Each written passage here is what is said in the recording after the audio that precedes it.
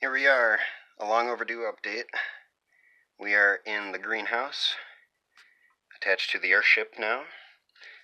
It is Monday, February 19th, 2018, and I noticed that there are a couple comments in the YouTube videos I post, and it's a little bit of a mix-up. Some people like the music, some people like when I talk like this and kind of explain what I'm doing and how things are going and stuff. So I'll kind of I'll just kind of talk my way through this one, and I'll probably end up adding some clips in at the end or in between, whatnot here. So, but here we are. We're in the greenhouse. It's still snowing, or it's not still snowing. There's still snow on the ground. It's been a pretty nice day today. I actually just got home from work at the gas station, but yeah, it's been pretty nice like this all day. And I thought I'd come back home and make a little video clip, or put some clips together, actually. But yeah, I'm probably going to end up doing a little side, actually making a side channel for my business, for Oasis Organics. And I'll do a lot less talking about the earthship and a lot more discussion on just the gardening we're doing up here, the compost mixing. I'll cover all of that stuff. So if anyone is interested in just how we're doing things up here, go ahead and start looking out for Oasis Organics episodes that I'll hopefully be trying to put together more so, and get them together here for the summer too. I'll put some together and get clips and whatnot. But yeah, we got this is for Oasis Organics right now, until springtime when we start to get more, or not more. I'm waiting for some of the citrus trees that they'll end up selling at Planet Natural, and they're dwarf citrus trees. They got orange, or like tangerine trees, and lemon Meyer trees, and like lime trees or whatever. But I'm definitely thinking that we're going to actually we're pretty much in this garden bed, we're going to be doing all fruits for the most part, I think, just because it is a covered greenhouse, and we'll be able to do vegetables and whatnot during the summer outdoors and stuff. So yeah, this will be definitely more for the fruits that kind of need the warmer weather and stuff like that, or the warmer temperatures. So yeah, we're gonna end up getting, or I'm gonna put it over there probably in that corner, and then another one in this corner. But we'll end up doing, like a dwarf orange tree, and a lemon tree too. So we'll have those. We got plans. We want to do some grapes and strawberries, and just a bunch of other kind of fruits and stuff, and we'll kind of change it up and whatnot. But yeah, these are seedlings that are going right now for Oasis Organics. These are auto flowers. I don't want to really talk too much about all this. This is a little bit unrelated to the earthship, but you can see that's our little auto flower seedling. Little quick quick fact on the autoflower.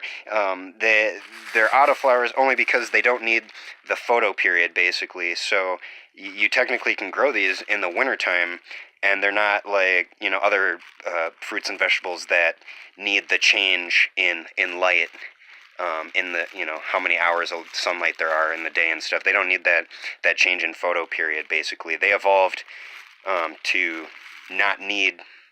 But they evolved basically to just be in flower mode basically right away. So they take a couple months, which is kind of, for regular plants, that's the flowering period. So these won't grow as big, but we got 19 of these babies in here that we got going.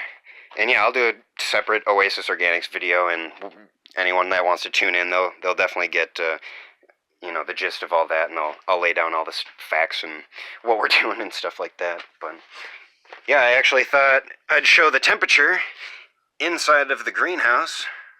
Oh, it's an LCD screen. There you go. If you can kind of see it, 62.9. It was 65 when I got in here. It dropped a little bit. Oh yeah, I had the door open for a minute though too. But yeah, we're over 60 degrees, in the greenhouse.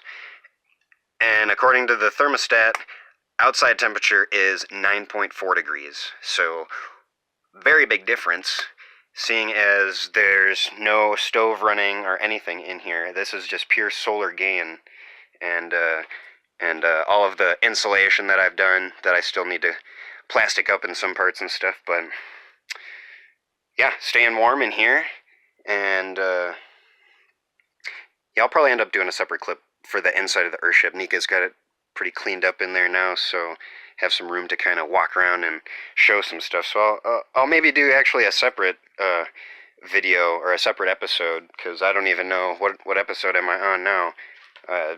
4, 5, I think 4 maybe. But so yeah, there's been a lot of stuff going on in the greenhouse. You can see I got shovels, we got insulation still. It's kind of construction. That's actually a little wood pile. But this is something I actually was working on the past couple days. This is our temporary rocket stove for the greenhouse. And it's temporary partially because the cement blocks can only take so much heat for so long before they just crack and crumble. But it's also because our black stove that's inside of the Earthship, we're actually gonna convert that into the rocket stove, basically design, and use that so it can actually just hold more wood, for one, so I don't have to stoke it as often. But also it's just another cooking top, on top of the barrel. It gets super hot up here, basically. It's just a metal barrel. We can get free barrels, which we also do for Oasis Organics, but we get free barrels from the Gibson guitar place in Bozeman. So that was free. Had to pay for stovepipe, but that's, a couple dollars here and there. But I fired that thing up last night, and it definitely, it was working the way it's supposed to. That's for sure. And for those of you that don't really know the concept of rocket stoves, it's just rocket stove. It utilizes the heat just a little bit more so than a traditional stove, like the stove like we have in the Earthship. So the rocket part comes from basically, so this is just straight cement blocks, and then it's a 90-degree up, and there's a tube, pretty much like the stovepipe. There's a stovepipe inside of that barrel that basically that fire is going to be it's going to be, blasting through that tube. And essentially what it's helping as well is actually burn off excess gases from just having a fire. When you look out your chimney or whatever and you see all that smoke, that's all the extra gases that are coming off of what you're burning, basically, that are going into the atmosphere.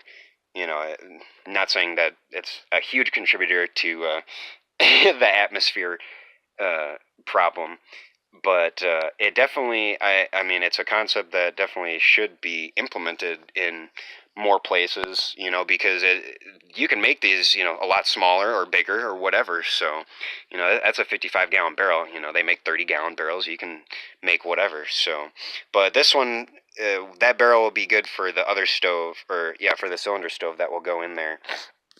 And yeah, basically, so when it rockets out, it's burning all that extra gases, for one, and on top it's just hitting the top of that barrel. So that whole platform up there essentially becomes a giant cooking pot, or a cooking get my words right here. It's a cooking plate, basically. So that top gets hot. You can boil water and whatnot. But once we get the other stove in, the plans are actually, I want to wrap copper wire or copper piping around the barrel, essentially, to help generate hot water. When we're having the fire and stuff, which will mainly be more so in wintertime. Obviously, when it's colder out, summertime, we're gonna want cool water. Obviously a little bit of hot water for dishwashing and such like that. But so basically, yeah, it'll shoot up. It burns all the gases, and a lot of that heat is absorbed by the barrel, having to tumble through and come back down. So that barrel is essentially capturing a lot more of the heat and dispersing it. And basically, I had to dig out a pit. I should have done this before, but I kind of spaced it. But so what I did is I dug out a trench, which is basically like a 7. It looks like a 7, and buried that pipe. And that's just the exhaust pipe that pretty much goes right out the roof. Now, when I had this thing going, that barrel gets super hot.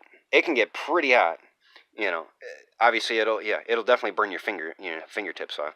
But when you come and feel this pipe, that's kind of the amazing thing is how much this utilizes the heat, because when you touch this pipe, you can hug that. You can hug that pipe. I mean, if you were outside and you were freezing, you came in, you could just sit there and hug that pipe forever, and it's not going to burn you, because it's a hell of a lot different temperature than the barrel. So, and that's kind of a little bit of the gist of the rocket stove. I'm sure there's people could have other thoughts about it and facts and whatnot. I don't know about how the wood, because rocket stoves are supposed to use less wood, 80 to 90%. I don't know where they're getting those kind of figures, how you even get percentages on burning and whatnot. It's all complicated stuff, I guess, that I don't really care for. But, I mean, I think maybe 3 or 4 of those planks I split up and burned last night for some hours. I mean, it seemed pretty decent, to be honest. Seeing as there's no like valve or baffling, I guess, to or a that's the word I'm thinking of. Damper, jeez. Yeah, the freaking damper to lessen the airflow going in and out. So this thing is pretty much like full blast air coming in, and it's definitely not using as much wood as our stove, I guess. The stove is bigger, so there's no comparison there. I can't talk about that. But yeah, that's kind of the project that I got done in the last couple days. And that was definitely essential because I need to get that done before I can get started on the roof. You can't even see it down there, but I have tin roofing that I need to drag up and start on the roof. We got the guttering, so we are just about ready to actually start collecting water off of our roof, which is freaking amazing, because that is one of the big concepts of the earthship. So is just, so the home is catching its and supplying its own water, basically, instead of being connected to the grid like in the cities. And now we're not dependent on, we're dependent on nature, I guess, more so, instead of companies supplying that stuff and charging fees and whatnot. So but there's the cistern still dug out. I still got some stuff to dig out. I still want to dig out probably a good foot, maybe, and then I'll end up drilling a hole through that wall so I can fit this piping, basically, to funnel the water from the gutter to the cistern. We got insulation all back there. The plans are kind of essentially we want to do more insulation. I want to do rigid insulation on the ground more so, because it is cooler back here, only because it doesn't get as much sunlight, so it's not getting a whole lot of the solar gain. And then when there's water in here, obviously the water will kind of take in some heat as well and whatnot, and it'll be a little bit chillier than up in the front. So that's a little bit why it's nice that the stove is right here, kind of next to the cistern, because this is the cooler area, which the heat would be, thermodynamics. The heat would be seeking the cool or the cold there. So. I guess maybe a new thing I don't think I talked about. I kind of have a bunch of shit cluttered up here, but that is the outline of the shower right here. I laid out blocks, and there's the pipe for the water, and essentially how this is going to work is that this is kind of my foundation, and I have all these angles sloped into the pipe, and I'm going to end up building kind of like a wood frame around the blocks, and then I'm going to line it with plastic, double plastic maybe, or whatever, and then there's going to be sand. We're going to put sand on top, and we'll have some cool, neat little rocks on top of the sand and whatnot. But the sand essentially will act as a filter to catch any large stuff and whatnot. But that'll end up being leveled, so we're not standing at a slant or anything like that. It'll all be nice and level, so you won't even be able to tell that it's slanted and all the water's running into the gutter or the drain there. So, and that drains right there. And the way I kind of dug the garden bed too, it has a nice little slope, so all the water actually essentially just keeps going down the way, and it'll end up at the end there. So, it's not all the way lined with plastic. I just line the edges with the plastic, so when we water or root systems and stuff like that, they don't really interfere too much with the side walls and stuff. They're more inclined to just grow down into the ground. So, and my hopes are that it'll just help a little bit with not eroding this sidewall and stuff before we or when we cement, and then in future years as well. So but we got we also got another panel, so we are actually up 3 solar panels right now. Our other batteries were I think they had been sitting on the cement for a while, and we just kind of ran them and used probably more power than we should on it a lot of the times. But we actually got new batteries, so we actually have twice the power that we actually used to. So we're looking at 204 amp hours compared to our 3 old batteries. We had 100 amp hours. So a lot more energy. We pretty much have power every day now, so we can charge laptops, run the TV. We can do a lot more stuff now, electronic wise. So and charging stuff. So, but yeah, this has been kind of a rambling video. But some people like when I talk and ramble and kind of explain everything. But that's kind of why I'm trying to do episodes, because obviously I can't get everything in all at once, and I'm always building. This life is this land. Projects never end.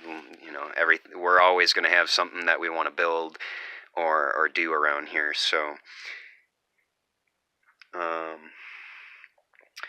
I don't think I missed anything else. I guess where that blue shirt is, that's actually our other exhaust pipe, and we definitely get convection in here, and it provides a hell of a lot more airflow into the rocket stove.